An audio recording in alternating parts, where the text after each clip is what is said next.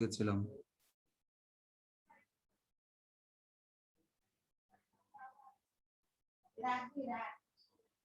ও আচ্ছা ভাই, লাইভ হচ্ছে না?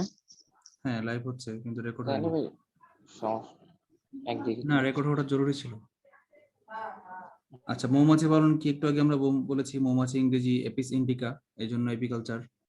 এপিকালচার এভিয়ারি মানে পক্ষীশালা, এই জন্য এটা হচ্ছে পক্ষী পালন সংক্রান্ত বিদ্যা। যদি বলতো এভিয়ারি কি, এভিয়ারি কি বললে আবার বলতাম পক্ষীশালা।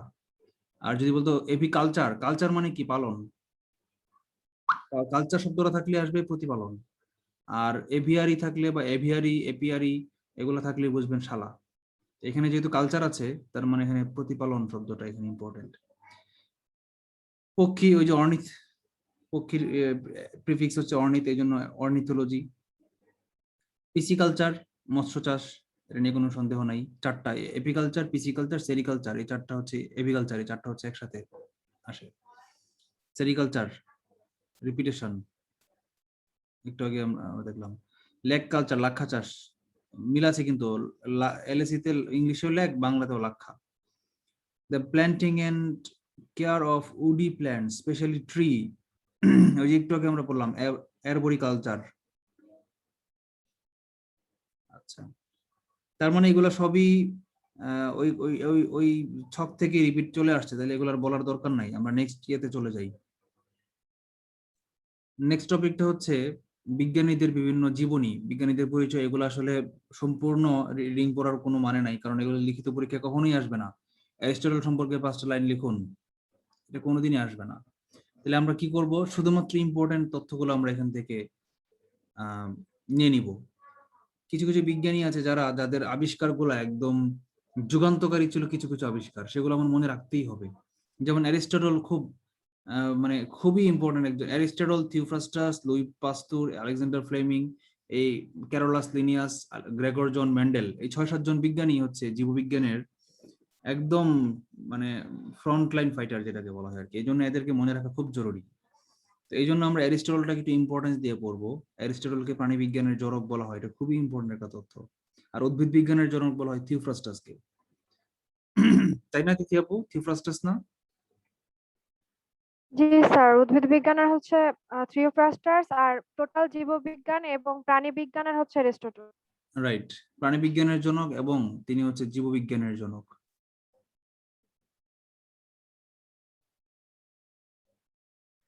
এটা আপনারা খাতায় লিখে রাখেন। আচ্ছা, এই মাঝখানে এগুলো পড়বেন না, এগুলা স্কিপ করে যান, শুধুমাত্র এই বইটা লেখেন, তার বই Historia Animalium. Okay fine. Louis Pasteur, আপনারা নাকি পাস্তুরাইজেশন নামটা শুনেছেন, এই যেখানে আছে, দেওয়া আছে পাস্তুরাইজেশন। দুধকে পাস্তুরাইজেশন করেন তিনি প্রথম। এরপর অনেকগুলো কেমিক্যাল আমরা পাস্তুরাইজেশন করি। এটা কি, ওই যে 4 ডিগ্রি সেলসিয়াস তাপমাত্রায় দুধকে দীর্ঘ সময় 2-3 ঘন্টা জাল দিলে রাখলে পরে এই দুধের যত ইয়ে আছে, যত জীবাণু আছে সব মারা যায়। ফলে সেই দুধটা দীর্ঘ আপনি সময়। মাঝখানে একটা পেজ স্কিপ করে গেছেন, ডান পাশে আরেকটা পেজ। এটা, ও আচ্ছা, অসুবিধা নাই, আমরা নিচ থেকে উপরে উঠবো, কোনো সমস্যা নেই, আমরা এই লাইনটা পরে পরে আসি, একই কথা। থ্যাংক ইউ, আমি খেয়াল করি নাই, আমি আসতেছি। আচ্ছা, লুই পাস্তুর খুব ইম্পর্টেন্ট, কারণ তার যে পাস্তুরাইজেশন, এটা আমাদের ওই কেমিক্যাল ইন্ডাস্ট্রিতে একদম যুগান্তকারী, ফুড ইন্ডাস্ট্রিতে যুগান্তকারী পরিবর্তন এনে দিয়েছিল ওই লুই পাস্তুরের এই আবিষ্কার।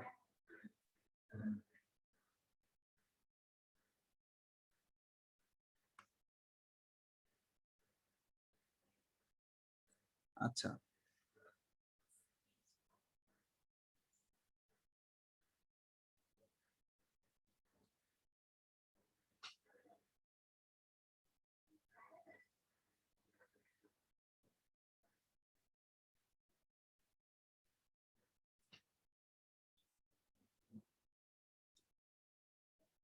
জীবাণুতত্ত্ব নিয়ে কাজ করেন কে, লুই পাস্তুর। আচ্ছা, আর মাঝখানে সবগুলো দরকার নাই, শুধু আমরা এই যে পাস্তুরাইজেশন, জীবাণু মুক্ত করার প্রক্রিয়া কে আবিষ্কার করেন, লুই পাস্তুর, এটা বললেই চলে। মাঝখানে গুলো সব বাদ, এত মুখস্থ করার টাইম নেই তো আমাদের, আমাদেরকে শর্টকাটে পাস করতে হবে, ঠিক আছে? কেউ যদি বলেন যে না আমার অনেক সময় আছে, যেমন আপনি এখনো যদি অনার্স কমপ্লিট না করে থাকেন, তাহলে আপনি মাঝখানে গুলো পড়েন, কোনো সমস্যা নেই, কিন্তু আমি আপনাদেরকে ইম্পর্টেন্ট অংশগুলা শুধু দাগিয়ে দিচ্ছি। আচ্ছা, এই যে আলেকজান্ডার ফ্লেমিং এর পেনিসিলিন আবিষ্কার যুগান্তকারী আবিষ্কার। কারণ কি, এটা ছিল 1928 সালে, ওই সময়ে প্রথম অ্যান্টিবায়োটিক, প্রথম না এক্স্যাক্টলি, মানে যুগান্তকারী অ্যান্টিবায়োটিক ছিল এই পেনিসিলিন। আবিষ্কার করেছেন কোত্থেকে? পেনিসিলিয়াম নোটাটাম। এটা কিন্তু ইয়াতে আছে, এইচএসসি বায়োলজিতে আছে। এটা একটু স্টার দিয়ে শিখবো আমরা এই জায়গাটা। আচ্ছা,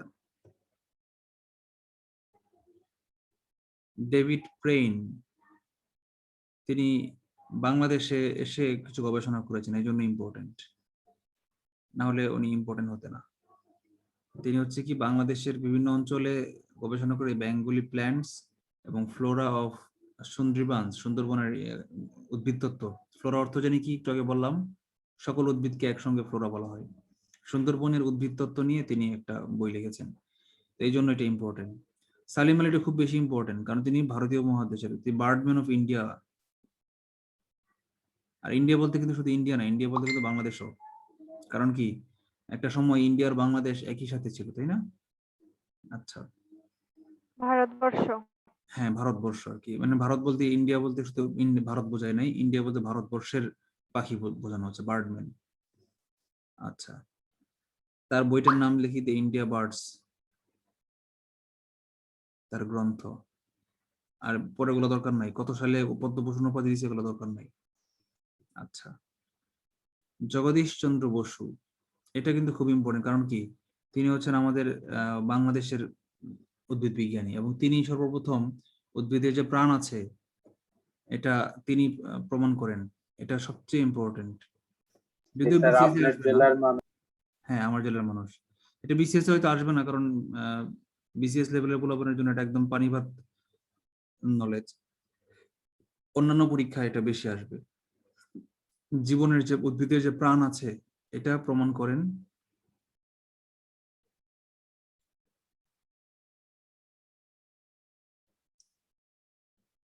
আচ্ছা, আরেকটা জিনিস, এই যে ক্রেস্কোগ্রাফ, উদ্ভিদের বৃদ্ধি পরিমাপক যন্ত্র, এটা হচ্ছে তার ইম্পর্টেন্ট আবিষ্কার, ক্রেস্কোগ্রাফ। উদ্ভিদ যে বৃদ্ধি পায় এটা তিনি ওই ক্রেস্কোগ্রাফ যন্ত্র দিয়ে একদম অনেকটা মাইক্রোস্কোপের মধ্যে দেখা যায়, উদ্ভিদ বাড়তেছে, লম্ব হচ্ছে, এরকম দেখা যায়, মুভিং দেখা যায়।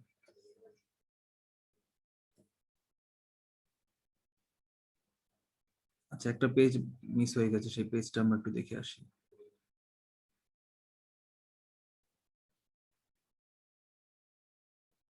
থিওফ্রাস্টাস হচ্ছে বললাম উদ্ভিদ বিজ্ঞানের জনক, এই জন্য উনি বেশি ইম্পর্টেন্ট। Theophrastus important.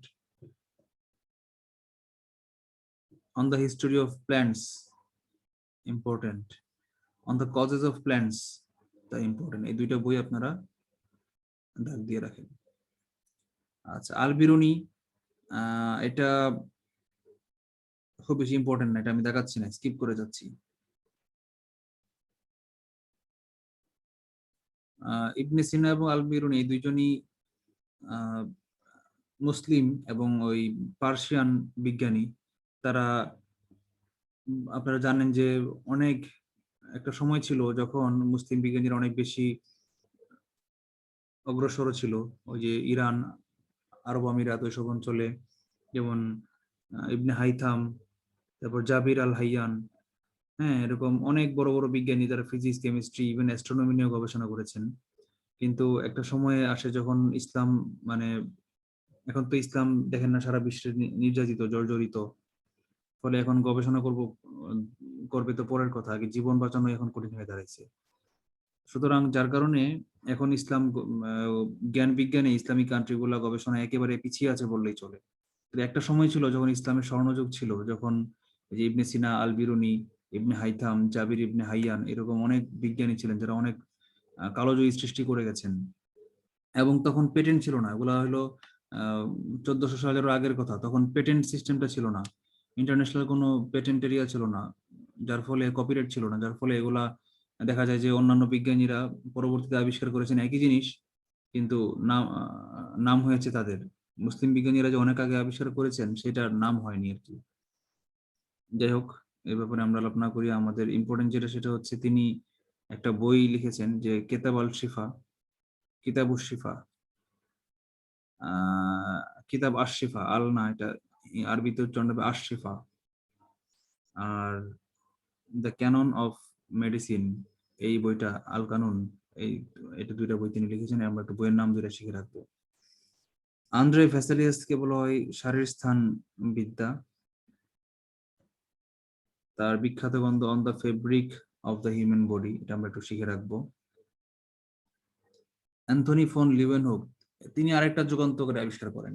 তিনি যে আবিষ্কার করেন তার এই যে অণুবীক্ষণ যন্ত্র, তার যন্ত্রের উপর ভিত্তি করে হাজার হাজার বিজ্ঞান মানে শত শত বিজ্ঞানী শত শত গবেষণা চালান। এই যে এই ব্যাকটেরিয়া, ভাইরাস, প্রোটোজোয়া এগুলা নিয়ে যে গবেষণাগুলো করেন পরবর্তীতে বিজ্ঞানীরা, সেটা কিন্তু ওই যে তার এই অণুবীক্ষণ যন্ত্র আবিষ্কারের ফলেই সম্ভব হয়েছে, তা নাহলে সম্ভব হইতো না।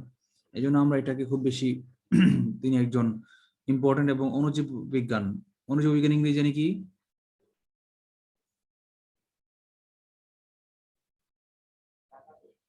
কেউ জানেন না? অণুজীব বিজ্ঞান ইংরেজি কি কেউ জানেন না? ভাই 4টা অপশন দেন তাহলে বলতে পারবো। অপশন দেওয়ার সময় নাই। অণুজীব বিজ্ঞান, মাইক্রোবায়োলজি।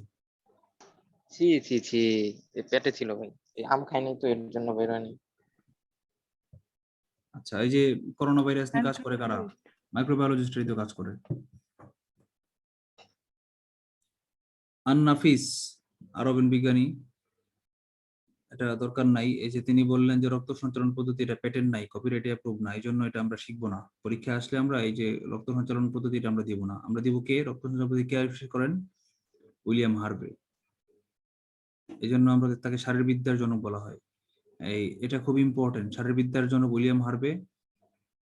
এবং প্রাণীদের রক্ত সঞ্চালন, মানবদের রক্ত সঞ্চালন, এটা এটা করেন উইলিয়াম হার্ভে। এটা খুব ইম্পর্টেন্ট। কিন্তু ভাই অপশনে যদি উইলিয়াম হার্ভে না থাকে তখন? তখন আন-নাফিস যদি থাকে। আর অপশনে যদি আন-নাফিস এবং উইলিয়াম হার্ভে দুইটাই থাকে, তাহলে অবশ্যই উইলিয়াম হার্ভে দিব আমরা। তার বইটার নাম কি?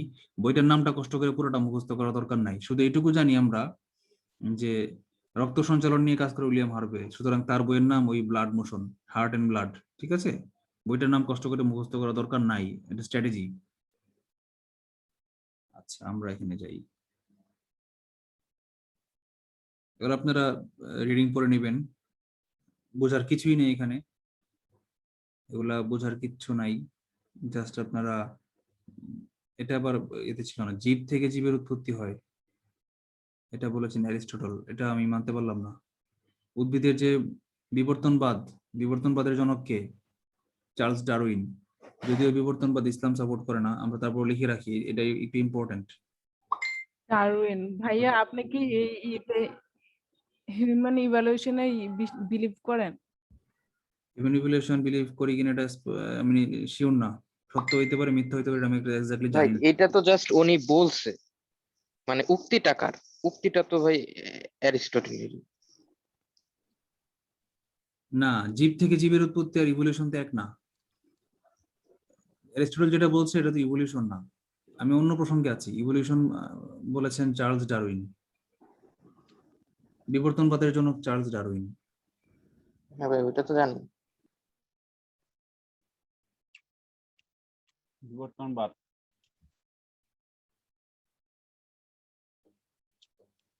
এটা আছে আরেকটা অধ্যায়, জেনেটিক্স এবং ইভলিউশন, আরেকটাও চ্যাপ্টার আছে, এই জন্য এখানে দেয় নাই।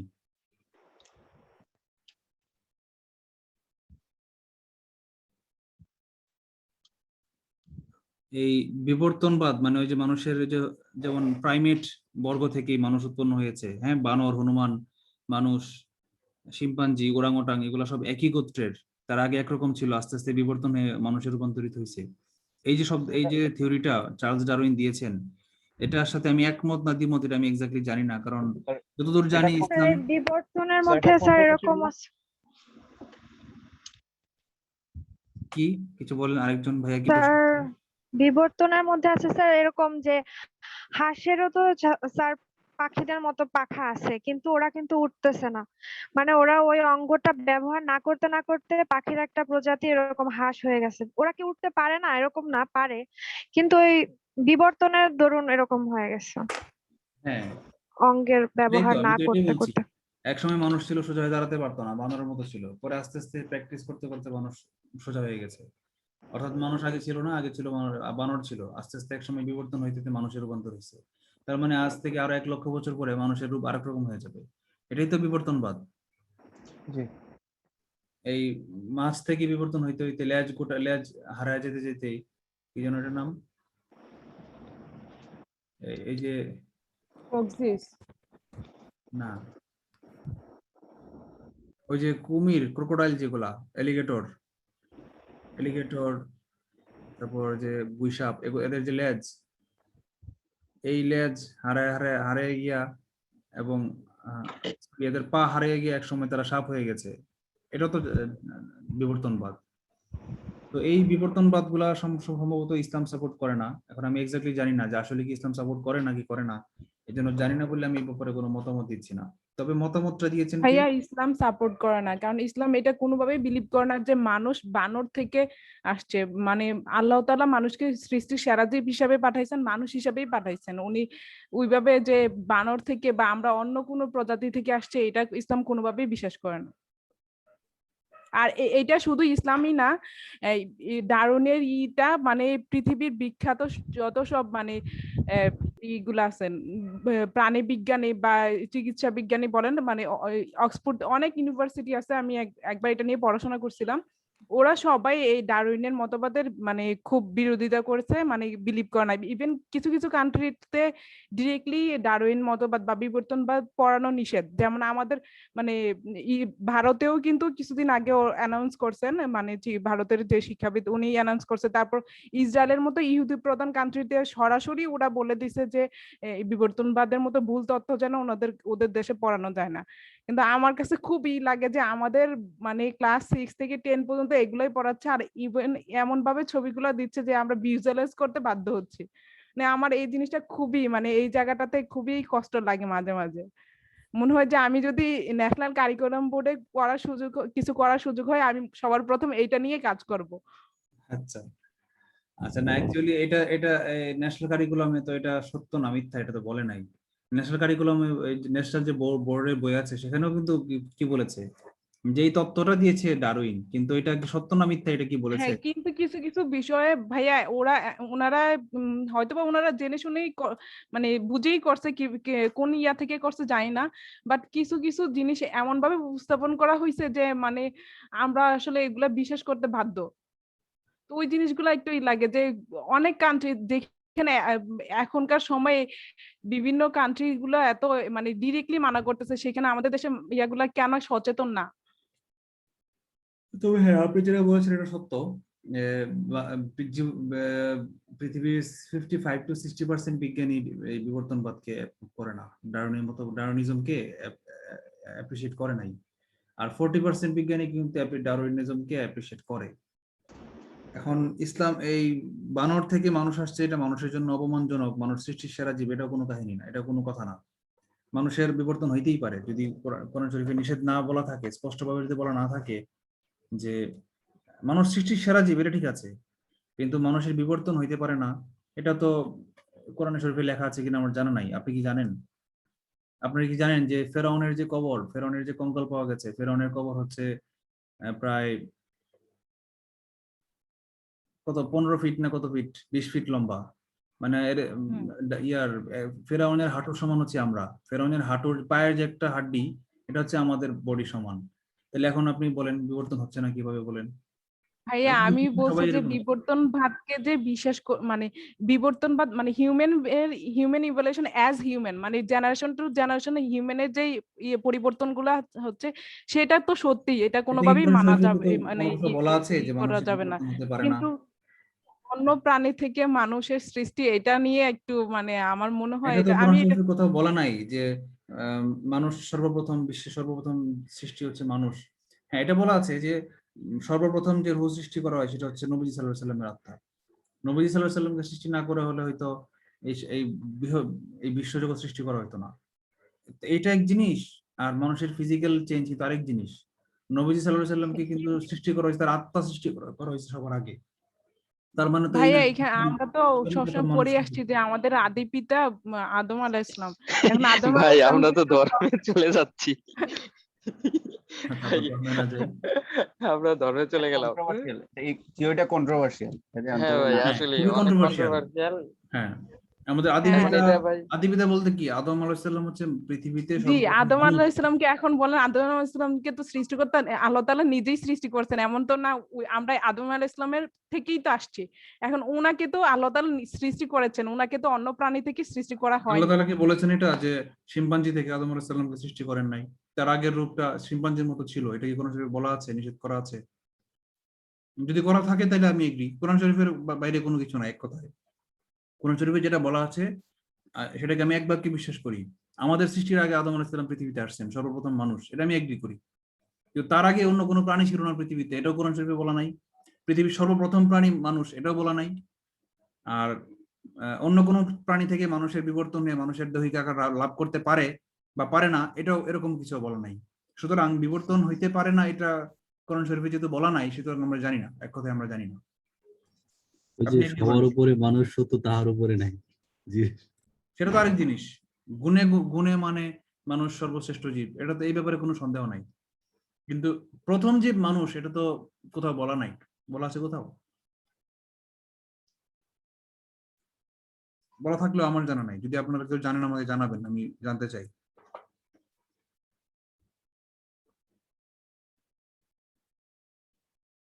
আচ্ছা, যেহেতু বিষয়গুলো কন্ট্রোভার্সিয়াল, সেগুলো আমরা স্কিপ করেছি আর কি। হ্যাঁ,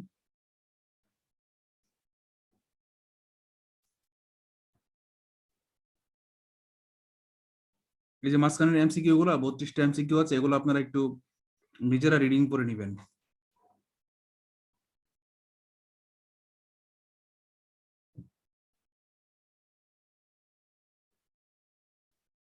টু 8046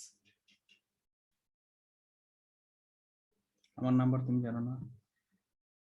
28046 আমার নাম্বার, মোবাইল নাম্বার। মনোবিজ্ঞান কি এটা এটা নিয়ে আমি কিছু বলবো না, এখানে বলার কিছুই নাই। মনোবিজ্ঞানের জনক, আধুনিক মনোবিজ্ঞানের জনক উইলফ্রেড উড। আর আমরা এমনিতে ওই, সরি, আধুনিক মনোবিজ্ঞান হচ্ছে সিগমন্ড ফ্রয়েড। আপনারা কি ফ্রয়েড তত্ত্ব পড়েছেন? ফ্রয়েড ছিল আরেকজন নাস্তিক। সে স্যার নাম শুনছি স্যার, বাট তথ্য উল্টাপাল্টা তত্ত্ব দিত। ফ্রয়েডের একটা থিওরি ছিল, সে বলেছে যে পৃথিবীর সবকিছু নিয়ন্ত্রিত হয় যৌনতা দিয়া। একটা শিশু জন্মের পর যে তার সবকিছু মুখে দেয়, যে কোনো কিছু পাইলে মুখে দেয়, হাতের সামনে একটা খেলনা পাইলে সেটা মুখে দেয়, তার এটা করে সে কেন? যৌনতা দিয়ে। মানে ওই ফ্রয়েড জিনিসটাকে ভুলভাবে ব্যাখ্যা করেছে, শব্দটা ভুলভাবে বলেছে। মানুষের যে মানবিক তাড়না বা স্নায়বিক তাড়না, এই সম্পূর্ণটাকে তিনি যৌনতা দিয়ে প্রকাশ করেছেন। বলেছেন যৌনতার বাইরে মানুষের কোনো অনুভূতি নাই। তো এগুলো হাজারে বাজারে থিওরি, এগুলো আমি ফ্রয়েডের সাথে একেবারেই একমত না।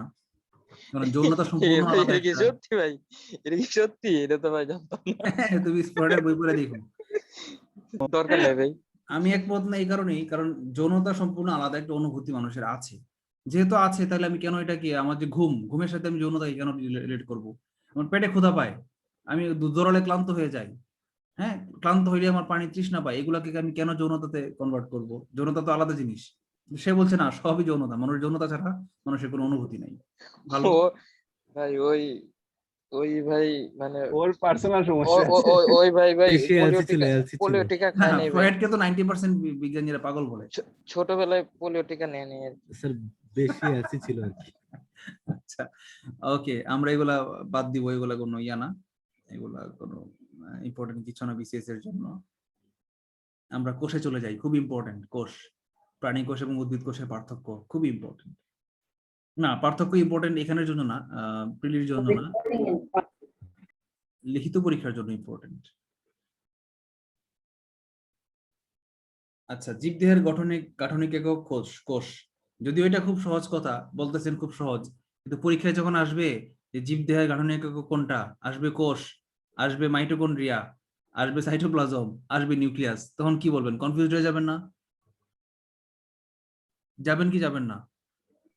হ্যাঁ ভাই, অনেকে ভাই এই যে এরকমও বলবে জীবদের গঠন এবং কাজের একক কোনটা, কোষ থাকবে, টিস্যু থাকবে। কোষ থাকবে, টিস্যু থাকবে, ইয়ে থাকবে, নিউরন থাকবে, নিউক্লিয়াস থাকবে। আমি তো নিজেই তো নিউক্লিয়াস দিব। আমার কাছে মনে হবে কোষের কেন্দ্রবিন্দু নিউক্লিয়াস, সুতরাং নিউক্লিয়াস না। গঠনিক একক হচ্ছে কোষ। আচ্ছা বলেন তো, পদার্থের গাঠনিক একক কি? পরমাণু। ঠিক আছে, পদার্থের গাঠনিক একক পরমাণু, আর জীবদেহের গাঠনিক একক হচ্ছে কোষ।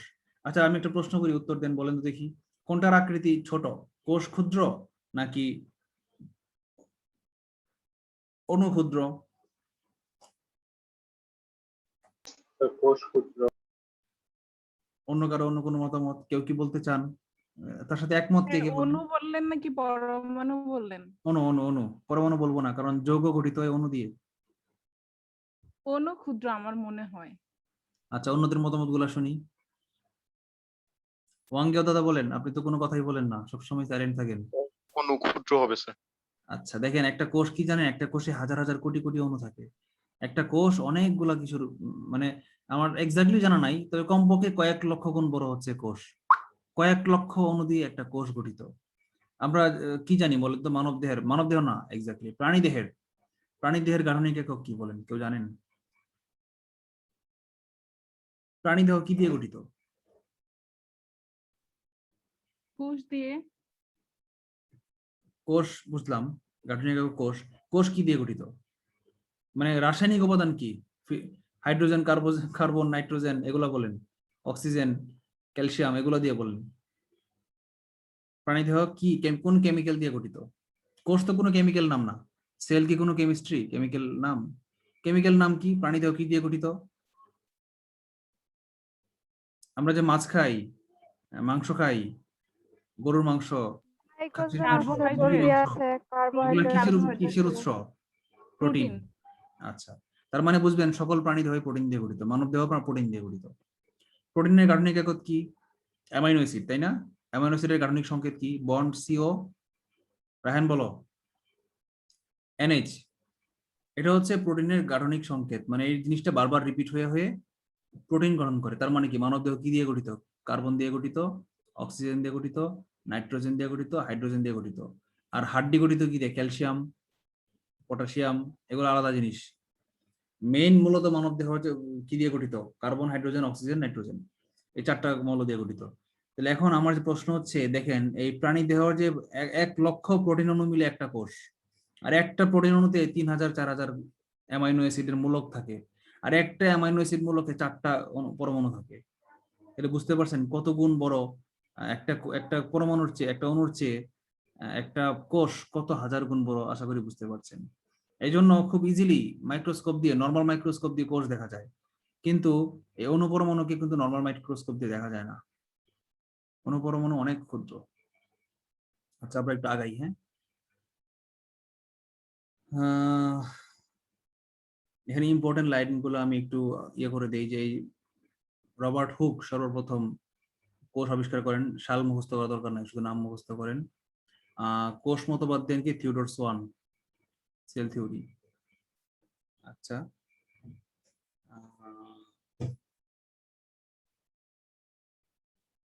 প্রাণীদেহের দীর্ঘতম কোষ নিউরন, এটা আন্ডারলাইন করেন। সবচেয়ে বড় কোষ উটপাখির ডিম, আন্ডারলাইন করেন। সবচেয়ে ছোট কোষ হচ্ছে মাইক্রোপ্লাজমা বা গ্যালিসেপ্টিকাম নামের ব্যাকটেরিয়ার কোষ, এটা আন্ডারলাইন করেন, ইম্পর্টেন্ট। আচ্ছা, এককোষী জীবগুলোর নামগুলো রাখেন। অ্যামিবা, ব্যাকটেরিয়া, প্লাজমোডিয়াম, অনেক ভাইরাস আছে, প্লাজমোডিয়াম ভাইভেক্স, কলেরার জীবাণু, কলেরার ভাইরাস, এরকম অনেকগুলো ইয়ে আছে এককোষী। এগুলো আমি পরে আরেকটা লিস্টে আসবে আমার ধারণা, ওই যে এককোষী ইয়ে আসবে না, প্রাণীর শ্রেণীবিন্যাস আসবে না, সেখানে আসবে। আচ্ছা আমরা কোষ সম্পর্কে আলোচনা করি, কোষের যে মেইন উপাদানগুলো এগুলো আমরা একটু শিখি। প্রাণী দেহ এবং প্রাণী কোষ এবং উদ্ভিদ কোষে যেমন কোষ গহ্বর, নিউক্লিয়াস, এগুলা খুব ইম্পর্টেন্ট। আমাদের সব শেখার দরকার নাই, শুধু আমরা একটু শিখি যে নিউক্লিয়াস হচ্ছে উদ্ভিদ এবং প্রাণী উভয় কোষের কেন্দ্রবিন্দুতে থাকে নিউক্লিয়াস। আচ্ছা, নিউক্লিয়াসের কেন্দ্রে কি থাকে? নিউক্লিওলাস। তাহলে কোষের কেন্দ্রে থাকে নিউক্লিয়াস, নিউক্লিয়াসের কেন্দ্রে থাকে নিউক্লিওলাস। ওকে, আচ্ছা ফাইন। আর মাইটোকন্ড্রিয়া ইম্পর্টেন্ট একটা জিনিস, কোষের পাওয়ার হাউস বলা হয়, মাইটোকন্ড্রিয়াতে শক্তি উৎপন্ন হয়। তারপর কোষ ঝিল্লি, এটা একদম বাইরের পর্দার নিচে, যেমন দেখেন এই প্রাণী দেহে কিন্তু কোনো কোষ ঝিল্লি সর্ব বাইরে আছে, আর উদ্ভিদ দেহে কোষ ঝিল্লির বাইরে আলাদা একটা কোষ প্রাচীর থাকে। তাইলে ইম্পর্টেন্ট প্রশ্নটা লিখে রাখেন কোনটা? কোষ প্রাচীর একমাত্র উদ্ভিদ কোষেই থাকে, প্রাণী দেহে থাকে না। প্রাণী দেহে কোষ ঝিল্লি কোষ প্রাচীরের কাজ করে, এটা একটু ইম্পর্টেন্ট। আচ্ছা, আরেকটা কি ইম্পর্টেন্ট? Nucleus important. আচ্ছা, আরেকটা জিনিস ইম্পর্টেন্ট, সেটা হচ্ছে ক্লোরোপ্লাস্ট উদ্ভিদে থাকে, প্রাণী দেহে থাকে না বলেই উদ্ভিদ খাদ্য উৎপাদন করে। দেখেন বলে না যে কোন কোন কোন জীব নিজের দেহে খাদ্য উৎপাদন করতে পারে, নিজের খাদ্য নিজে তৈরি করতে পারে, কে? Chloroplast, chlorophyll. মানব জীব দেহে ক্লোরোপ্লাস্ট নেই বলেই সে তার নিজের খাদ্য নিজে উৎপাদন করতে পারে না।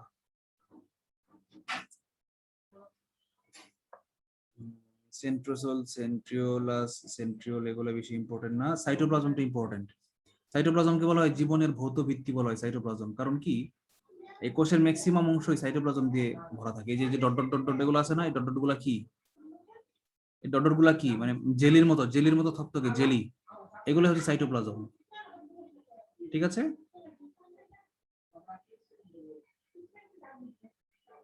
তার মানে কোষের ম্যাক্সিমাম জায়গায় গঠিত কি দিয়ে? সাইটোপ্লাজম দিয়ে। সাইটোপ্লাজমের মধ্যে ভাসমান থাকে এই যে নিউক্লিয়াস, ক্রোমাটিন তন্তু, এগুলা সাইটোপ্লাজমের মধ্যে ভাসমান অবস্থায় থাকে, এটা আমরা ধরে নিতে পারি। ঠিক আছে?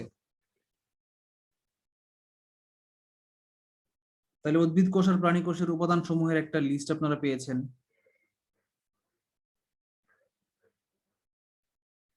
আচ্ছা, এখানে এই তথ্যটা ছিল না, এটা ইম্পর্টেন্ট, খুবই ইম্পর্টেন্ট। প্রাণী কোষে সঞ্চিত খাদ্য কি? গ্লাইকোজেন।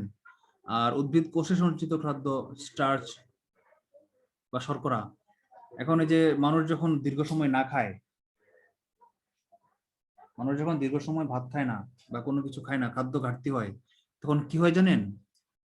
দেহের কোষে যে এই গ্লাইকোজেন সঞ্চিত থাকে, সেই গ্লাইকোজেন মানে গ্লুকোজ থেকে গ্লাইকোজেন এসেছে।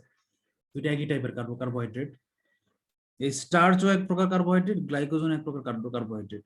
এগুলা কি করে জানেন? এগুলা ভেঙে ভেঙে ওই শক্তি উৎপাদন করে, যার কারণে মানুষ বেঁচে থাকতে পারে। দেখবেন মোটা মানুষের অনেক প্রবলেম, কিন্তু যদি গুহায় আটকা পড়ে যায় বা ভূমিকম্পে আটকা পড়ে যায়, তাহলে স্বাস্থ্যবান মানুষের বেঁচে থাকে, চিকন মানুষরা মারা যায়। কারণ কি? স্বাস্থ্যবান মানুষের বডিতে অনেক বেশি পরিমাণ কোষ আছে, অনেক বেশি পরিমাণ চর্বি আছে, অনেক বেশি পরিমাণ গ্লাইকোজেন আছে, পুষ্টি বেশি আছে। এগুলা 4 দিন 5 দিন পর্যন্ত একজন মানুষকে খাবার ছাড়া বাঁচায় রাখতে পারে। বুঝতে পেরেছেন? আপনারা কি আছেন আমার সাথে? জি ভাই আছি। জি ভাইয়া। আচ্ছা, তাহলে তো ভাই দুর্ভিক্ষের সময় মোটা মানুষরা বেশি বেনিফিট পাবে। রাইট। দুর্ভিক্ষের সময় মোটা মানুষের বেনিফিট, এবং দুর্ভিক্ষের সময় মোটা মানুষদের অটোমেটিক জিম হয়ে যায়, কষ্ট করে জিম করতে হয় না। কিন্তু যারা আগে থেকে চিকন, দুর্ভিক্ষের সময় কিন্তু তাদের অবস্থা খারাপ, তারা হাড্ডি হয়ে যায়। তাইলে ভাই মোটা হওয়া ভালো, হ্যাঁ ভালো তাইলে আর হ্যাঁ, তখন সামনে যে করোনা আসতেছে, আপনারা মোটা থাকাই ভালো, জমায় রাখেন খাদ্য বেশি বেশি খায়া। আসলে ভাই কিন্তু না, মোটা হওয়া অনেক বেশি প্রবলেম। সব ধরনের রোগের বাসা বাঁধে এই যে ওবেসিটি বলা হয়, স্থূলতা মানুষের সব ধরনের রোগের জনক। আচ্ছা, এই কার্যপ্রণালীর উপর ভিত্তি করে কোষ দুই প্রকার কি? দেহকোষ, জনন কোষ। জনন কোষ কি? ডিম্বাণু এবং শুক্রাণু। ডিম্বাণু থাকে নারী দেহে, শুধু মানুষ না, উদ্ভিদ ক্ষেত্রেও, উদ্ভিদ বলতেছি, অন্য সব প্রাণীর ক্ষেত্রেই, গরু ছাগল ভেড়া সব ক্ষেত্রেই শুক্রাণু থাকে পুরুষের আর ডিম্বাণু থাকে নারীর। শুক্রাণু এবং ডিম্বাণুর মিলনের ফলে জাইগোট বা ভ্রূণ, এমব্রায়োলজি পড়েছি না আমরা? এমব্রায়ো উৎপন্ন হয় কিভাবে? শুক্রাণু এবং ডিম্বাণুর মিলনের ফলে প্রথমে উৎপন্ন হয় কি? জাইগোট।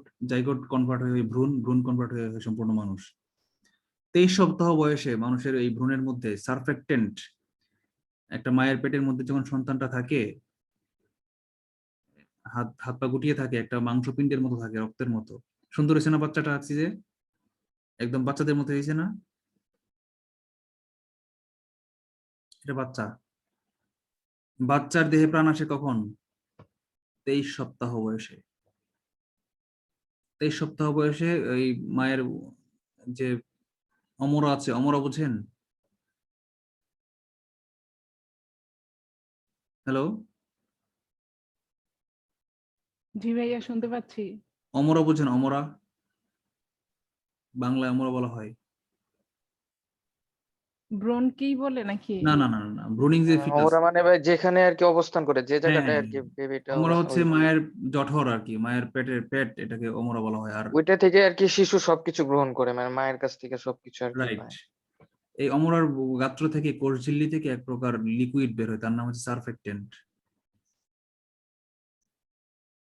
এই সারফেক্টেন্ট যখন নিশ্চিত হয় তখনই সেই ভ্রূণ মানে মাংসপিণ্ডটা একটা মানুষে পরিণত হয়, কারণ তখন তার হার্টবিট শুরু হয় 23 সপ্তাহ বয়সে।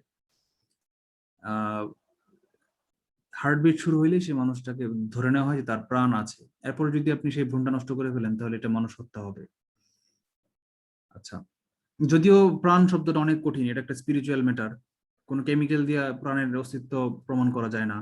ইভেন হতেও পারে যে 23 সপ্তাহ কেন 2 সপ্তাহ বয়সেও যদি আপনি ভ্রূণ নষ্ট করেন তাহলেও মানব হত্যা হইতে পারে, ইসলামে নিষিদ্ধ হইতেই পারে। সুতরাং এটা বলা যাচ্ছে না যে কত সপ্তাহ বয়সে আপনি ভ্রূণ নষ্ট করলে ইসলামে পাপ হবে না, এটা বলা যাবে না। তবে রাষ্ট্রীয় আইনে 23 সপ্তাহের পরে ভ্রূণ নষ্ট করলে সেটা পাপ, অপরাধ।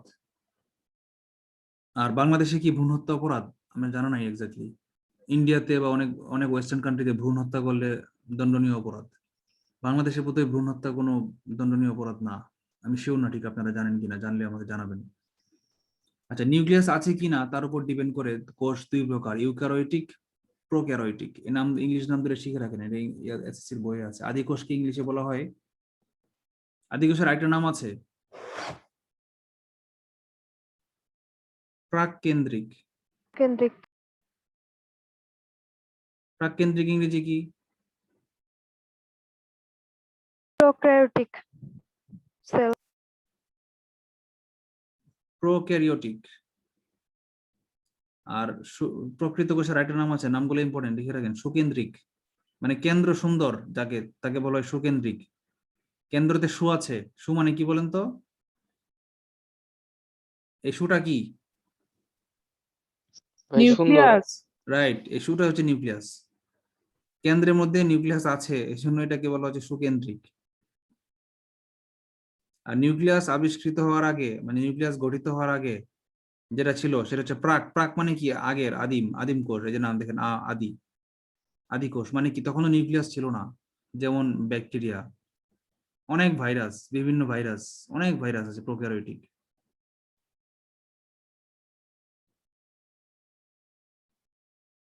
আচ্ছা, এটাই ইম্পর্টেন্ট। মানবদেহের কোষগুলা কেমন? মানবদেহের কোষে নিউক্লিয়াস অবশ্যই আছে, এই জন্য মানবদেহের কোষ হচ্ছে কি? প্রকৃত কোষ বা সুকেন্দ্রিক কোষ। এগুলো আপনারা পড়ে নেবেন, এগুলো পড়ার কিচ্ছু নাই, রিডিং করে দিবেন। আমরা কোষের বিভিন্ন উপাদানগুলো একটু অ্যানালাইসিস করি।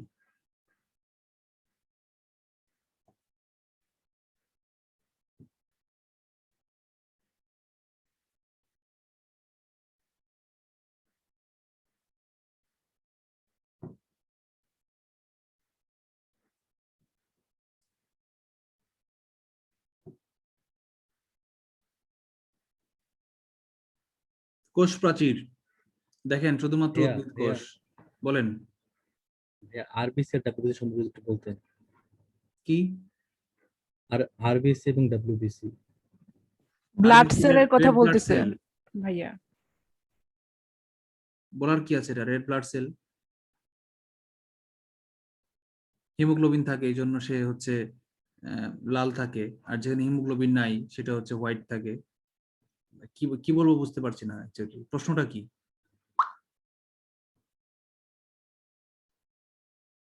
বলেন প্রশ্নটা কি বলেন। না ভাইয়া, ওকে, ক্লিয়ার। আচ্ছা, আমরা পড়বো তো, রক্ত সংবহনতন্ত্র একটা তত্ত্বই থাকে, আমাদের আলাদা একটা ক্লাসই হবে রক্তের উপর। সেখানে আমরা red blood cell, white blood cell, thrombocyte, leucocyte, তারপর অনুচক্রিকা, অনুচক্রিকা ইংরেজি কি? প্লেটলেট, এই সব ধরনের রক্ত কোষ নিয়ে আমরা আলোচনা করব। আচ্ছা, এই যে কোষ প্রাচীর, কোষ প্রাচীর শুধুমাত্র উদ্ভিদে থাকে, প্রাণীদেহে থাকে না। আমরা প্রাণী কোষে কোষ প্রাচীর নেই, খুব ইম্পর্টেন্ট। আচ্ছা, ছত্রাকের কোষ প্রাচীর থাকে কাইটিন, ব্যাকটেরিয়ার কোষ প্রাচীর থাকে প্রোটিন ও লিপিড, উদ্ভিদের কোষ প্রাচীর থাকে সেলুলোজ, মূলত সেলুলোজ।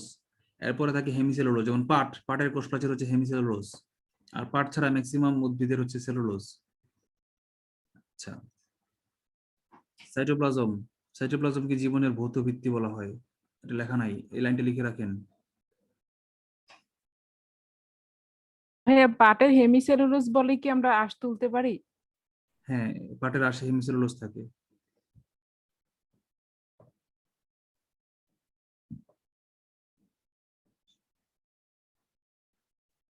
এটা লেখেন জীবনের ভৌত ভিত্তি কাকে বলা হয়?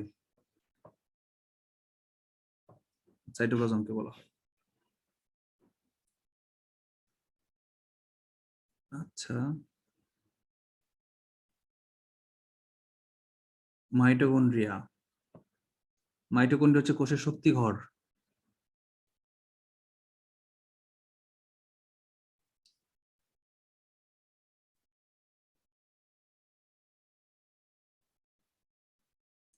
মাইটোকন্ড্রিয়া কোষের শ্বসন অঙ্গাণু।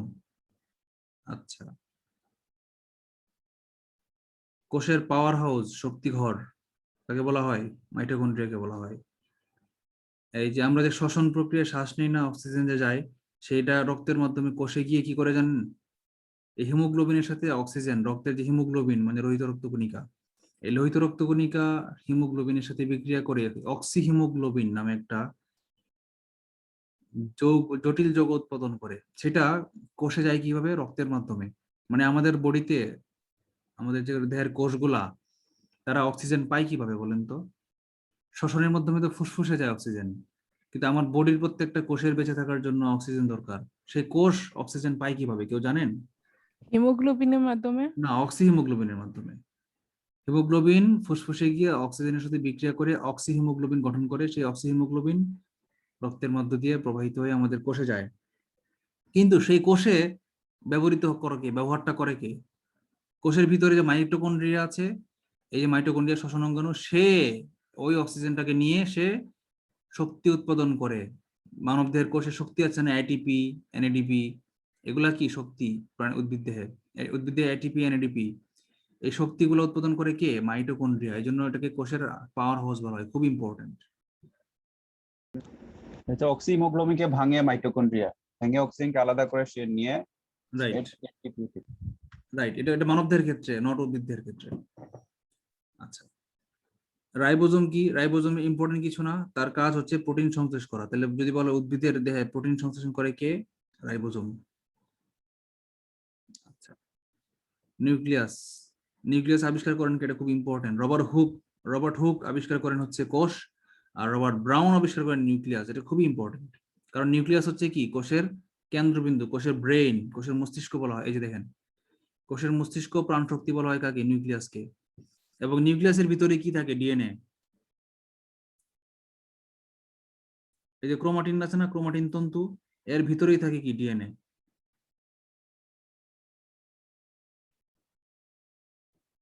ডিএনএ, আরএনএ, এগুলা কি করে জানেন? জিন মানে কি? DNA, RNA. ডিএনএর একটা নির্দিষ্ট ক্ষুদ্র অংশকে জিন বলা হয়, ডিএনএর একটা নির্দিষ্ট সিকোয়েন্সকে জিন বলা হয়। আর জিনগুলা কি করে জানেন? মানে ডিএনএ কি করে জানেন? মানে তার বংশ প্রাণীর পরম্পরায় তার বৈশিষ্ট্য ক্যারি করে নিয়ে যায়। তার মানে যদি বলা হয় উদ্ভিদের এবং প্রাণীর বৈশিষ্ট্য বহন করে কে? ক্ষুদ্রতে ক্ষুদ্রতা আগে জিন, তার উপরে হচ্ছে ডিএনএ, তার উপরে হচ্ছে নিউক্লিয়াস। আচ্ছা, এটা ইম্পর্টেন্ট। লোহিত রক্তকণিকা এবং তাহলে অনুচক্রিকা। ভাই ক্রোমোজোম কোন পর্যায়ে? ক্রোমোজোমের ভিতরে তো জিন থাকে। 22 জোড়া ক্রোমোজোম থাকে না মানুষের, 22 জোড়া অটোজোম আর 1 জোড়া সেক্স ক্রোমোজোম। এই 23 জোড়া ক্রোমোজোম যে আছে মানুষের দেহে, সেই ক্রোমোজোমের ভিতরেই কি থাকে? এই যে ডিএনএ ক্রোমাটিন তন্তুগুলা থাকে, এগুলোর ভিতরে ডিএনএ থাকে, স্পাইরাল ডিএনএ থাকে। মানে ক্রোমোজোম গুলা গঠিতই হচ্ছে ডিএনএ দিয়া বা জিন দিয়া।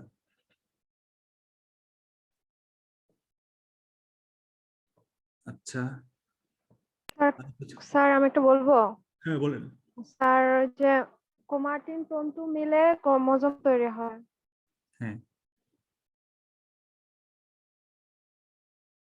আচ্ছা, দুটো ক্রোমাটিন তন্তু মিলে একটা ক্রোমোজোম তৈরি হয়, যেগুলো দেখা যাচ্ছিল ওগুলো হচ্ছে যে ক্রোমোজোম আর কি। Right, right. এই যে এগুলো ক্রোমাটিন তন্তু, আমি বললাম না যে ক্রোমাটিন তন্তুর ভিতরে ডিএনএ থাকে। এই যে দেখা, যে তারের মতো, সুতার মতো দেখতেছেন না আপনারা, এগুলো হচ্ছে ক্রোমাটিন তন্তু। আর এই ক্রোমাটিন তন্তু মানে হচ্ছে ক্রোমোজোম। একটা ওই যে সেন্টার থাকে, লোকাস থাকে, এই লোকাস থেকে এই ক্রোমাটিন তন্তু দুই দিকে বের হয়ে যায়, এরকম এরকম এরকম। এর একটা ক্রোমাটিন তন্তু, এর আরেকটা ক্রোমাটিন তন্তু, এটার ভিতরে এরকম স্পাইরাল ডিএনএ থাকে, পেঁচানো থাকে। ডাবল হেলিক্স মডেল বলে এটা। এটা আমরা জেনেটিক্সে পড়বো, আরেকটা চ্যাপ্টার আছে জেনেটিক্স, সেখানে আমরা ওই জিন তত্ত্ব চ্যাপ্টারে আমরা ডিএনএ আরএনএ সম্পর্কে একদম বিস্তারিত করবো, আমরা এখানে না যাই আপাতত। আচ্ছা, প্লাস্টিড প্লাস্টিড একটা ইম্পর্টেন্ট অঙ্গ উদ্ভিদের জন্য, এটা খুবই ইম্পর্টেন্ট। কারণ কি, এটা মানব দেহে থাকে না। প্লাস্টিডের কাজ কি জানেন? খাদ্য উৎপাদন করা। বলেন না যে মানব দেহ বা প্রাণী দেহ খাদ্য উৎপাদন করতে পারে না, কেন? কারণ প্লাস্টিড থাকে না। প্লাস্টিডের কাজই হচ্ছে কি, সে প্লাস্টিডের ভিতরে আমরা আমরা ছোটবেলায় কি পড়েছি, ক্লোরোফিল পড়েছি না, যে উদ্ভিদের দেহে ক্লোরোফিল নামক রঞ্জক কণিকা থাকে, এই জন্য উদ্ভিদের পাতা সবুজ হয়। আর ক্লোরোফিল থাকার কারণে সে সূর্যালোককে কাজে লাগিয়ে খাদ্য উৎপাদন করে, যেটা মানব দেহ পারে না। এইগুলোই হচ্ছে প্লাস্টিড। কই থাকে? সাইটোপ্লাজমে। সাইটোপ্লাজম জানি কি, ওই যে বলেছিলাম লিকুইড থকথকে জেলির মতো, কোষের ম্যাক্সিমাম অংশ যেগুলা। তো প্লাস্টিড তো সাইটোপ্লাজমে থাকে, সবই তো সাইটোপ্লাজমে থাকে, এটা বলার দরকার ছিল না এই বাক্যটা। কারণ প্লাস্টিডও সাইটোপ্লাজমে থাকে, রাইবোজোমও সাইটোপ্লাজমে থাকে, মাইটোকন্ড্রিয়াও সাইটোপ্লাজমে থাকে, নিউক্লিয়াসও সাইটোপ্লাজমে, সবকিছু সাইটোপ্লাজমের মধ্যে ভাসমান অবস্থায় থাকে। আচ্ছা, এটা ইম্পর্টেন্ট, এই লাইনটা ইম্পর্টেন্ট। প্রাণী কোষ, ছত্রাক, ব্যাকটেরিয়ায় প্লাস্টিক থাকে না, একমাত্র উদ্ভিদ থাকে। প্লাস্টিককে মোটা দাগে ভাগ করা যায় দুই প্রকার, একটা হচ্ছে লিউকোপ্লাস্ট, আর একটা হচ্ছে কি ক্রোমাটোপ্লাস্ট। লিউকোপ্লাস্ট হচ্ছে কি, যাতে রঞ্জক পদার্থ থাকে না। দেখেন মূল, মাটির নিচে যেগুলো থাকে, যেখানে রৌদ্র পৌঁছে না, সেই সব জায়গায় হচ্ছে কি লিউকোপ্লাস্ট। আর ক্রোমাটোপ্লাস্ট, ক্রোমা অর্থ কি বলেন? সবুজ। না, ক্রোমা অর্থ সবুজ না, ক্রোমা অর্থ কালার। কালার হচ্ছে ইংলিশ, ক্রোমা হচ্ছে ল্যাটিন।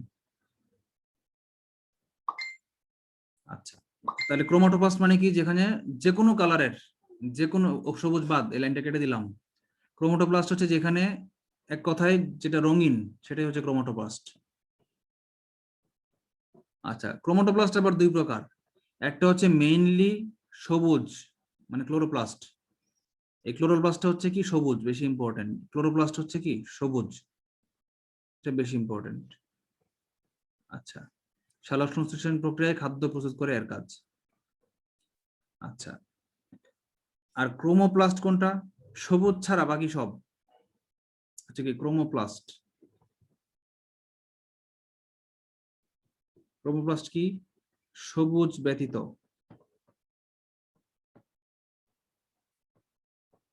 বাকি সব হচ্ছে কি ক্রোমোপ্লাস্ট। যেমন চারটা নাম আমরা শিখি। ক্যারোটিন, ক্যারোটিন কোথায় থাকে জানেন? গাজরে। গাজর ইংরেজি কি বলেন? ক্যারট। ক্যারট। ক্যারট শব্দটা এসেছে কোত্থেকে? এই কেমিক্যাল নাম ক্যারোটিন থেকে এসেছে। ক্যারোটিন থেকে গাজরে। লাইকোপিন, লাতে লাইকোপিন, লাতে কি লাল। তাহলে মনে রাখেন, উদ্ভিদের লাল হয় বা উদ্ভিদের পাতা লাল হয় কোন রঞ্জকের জন্য? লাইকোপিনের জন্য। হলুদ, ইয়েলো। ইয়েলোকে ইংরেজি কি বলে? জিয়েলো বলে না, জেলো বলে না? যুবরাজের বানান কি? ইউভরাজ না? যুবরাজ ব্যাটসম্যান। দিয়ে হ্যাঁ, যুবরাজ বানান ইউব্রাস। কি দিয়া? ইউভরাজ না, ওয়াই দিয়ে না? মানে ওয়াইয়ের উচ্চারণ কি আসলে অন্তস্থ জ বা বর্গীয় জ। ঠিক আছে, তাহলে ইয়েলো ইংরেজি হলুদ, ইয়েলোতে জ্যান্থোফিল, মনে থাকবে না? বর্গীয় জ দিয়ে ওয়াই, মনে থাকবে? এটা এগুলো এগুলো আসলে মনে রাখার জন্য আমি বলতেছি। জ্যান্থোফিল দিয়ে হলুদ, ক্যারট মানে গাজর, গাজর কি রং? কমলা। ওকে, মনে থাকলো। লাতে লাল, লাতে লাইকোপিন। আসলে যদিও এই লালের বাংলা লাল থেকে তারা লাইকোপিন আবিষ্কার করে নাই, কিন্তু আমি আপনাদেরকে মনে রাখার জন্য বলছি, লাতে লাল, লাতে লাইকোপিন, মনে থাকবে। ঠিক আছে না? এখন মনে থাকবে না? এই হলুদ, ভাইয়া। কমলা, লাইকোপিন, এই তিন কালার, এটা মনে থাকবে। আর এই ক্লোরোপ্লাস্ট যেটা সবুজ, এটা মনে রাখার দরকার নাই, ছন্দ বের করার দরকার নাই, কারণ এটা আপনারা একদম ব্রেনের ভিতরে আত্মস্থ করে ফেলবেন যে ক্লোরোফিলের কারণেই, মানে ক্লোরোফিল মানে ক্লোরোপ্লাস্ট। দেখেন, ক্লোরোফিলের মধ্যে অন্তঃস্তর আছে আর ক্লোরোপ্লাস্টের মধ্যে অন্তঃস্তর আছে, রাইট অর রং? রাইট। তার মানে কি অন্তঃস্তর থাকলেই কি সে সবুজ? এই যে ক্লোরোপ্লাস্ট আর ক্লোরোফিল একই জিনিস, অন্তঃস্তর। এই অন্তঃস্তরের মধ্যে আপনারা সংযোগ স্থাপন করেন, ক্লোরোর ভাইয়া, মধ্যে এটা তো সংযোগ হয়। বয়স 15, 29 বলে এটাকে, আমি তো জানতাম না। অন্তঃস্তর বাংলা ভাষায় দুইটা, না আরো বেশ কয়েকটা অন্তঃস্থ বর্ণ আছে। কি কি? একটা হচ্ছে অন্তঃস্থ র, অন্তঃস্থ ল, এরকম অন্তঃস্থ ব, এরকম বেশ কয়েকটা শব্দ আছে যেগুলো যাদেরকে অন্তঃস্থ বর্ণ বলা হয়। বাংলা বর্ণমালায় কোনো বয়শূন্য বলতে কোনো বর্ণ আছে বা ডয়শূন্য? নাই। অন্তঃস্থ র, না অন্তঃস্থ র তো এটা। এটার নাম কি আমার এক্স্যাক্টলি জানা নাই। এটাকে র বলা হয়, তারণজাত ধ্বনি, এটাকে বলে তারণজাত ধ্বনি। আচ্ছা, আমরা ধ্বনি তত্ত্বে আলাদা আলোচনা করব। আমরা এখানে চলে আসি। আমার 10টা আজকে একটা মিটিং আছে, আমাদের একটা জরুরি মিটিং আছে, এজন্য আমাকে ছেড়ে দিতে হবে। অলরেডি টপিকও শেষ, এমনিও সময়ও শেষ, বেলাও শেষ, খেলাও শেষ, মেলাও শেষ। আমরা এখানে দেখি আর একটু আর কিছু ইম্পর্টেন্ট বলার মতো কিছু আছে কিনা। না, নাই। এই যে টমেটোতে যে লাইকোপিন থাকে বলে লাল হয়, এটা তো আমরা একটু আগে পড়লাম, এটা এই লাইনটা পড়ার দরকার নাই, আর আন্ডারলাইন করার দরকার নেই, এইটুকুই আপনারা পড়বেন, ঠিক আছে? আর কিছু বলার আছে? এই ক্রোমোপ্লাস্ট, ক্লোরোপ্লাস্ট, ক্রোমাটোপ্লাস্ট, লিউকোপ্লাস্ট, এগুলোর মধ্যে আপনাদের কোনো কনফিউশন আছে কিনা? আমি নিচে নামায় দিই, দেখে বলেন যে ক্রোমোপ্লাস্ট কোনটা আর ক্লোরোপ্লাস্ট কোনটা, ক্রোমাটোপ্লাস্ট কোনটা, লিউকোপ্লাস্ট কোনটা। বুঝতে পেরেছেন কি? মূলত প্লাস্ট হলো 4 ধরনের, একটা হচ্ছে লিউকোপ্লাস্ট, একটা হচ্ছে ক্রোমোপ্লাস্ট। এটা হলো মূল 2 ক্যাটাগরি। আর সেই 2 ক্যাটাগরিকে আবার, সেই 2 ক্যাটাগরির মধ্যে লিউকোপ্লাস্টের কোনো ক্যাটাগরি নাই, কিন্তু এই ক্রোমোপ্লাস্টের কিন্তু দুইটা ক্যাটাগরি আছে।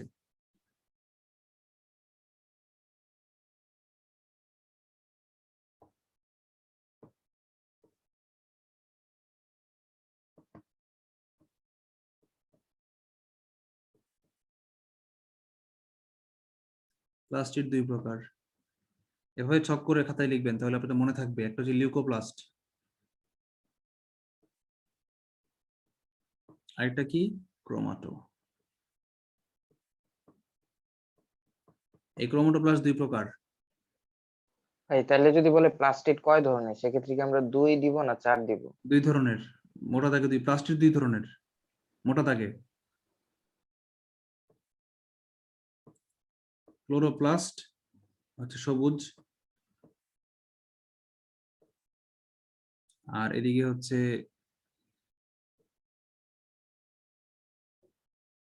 ক্রোমো।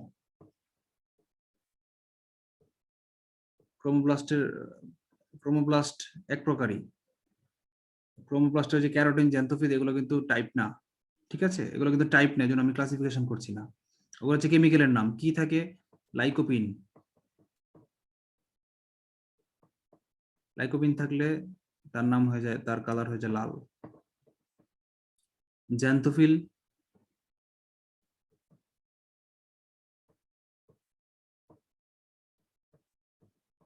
হয়ে যায় হলুদ, ইয়েলো জিয়েলো। থাকে কি ক্যারট, মানে গাজর।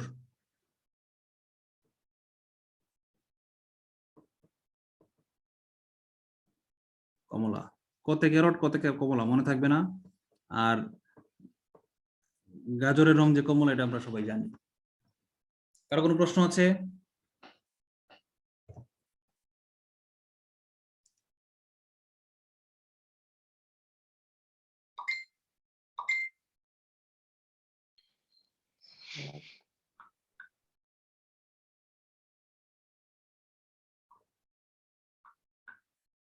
কারো কোনো প্রশ্ন নাই?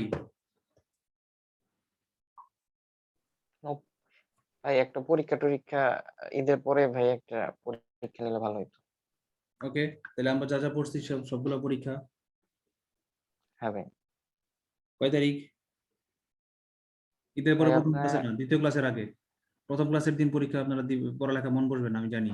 ঈদের পরে প্রথম ক্লাস হবে রবিবার, আর সেকেন্ড ক্লাস হবে মঙ্গলবারই পরীক্ষা।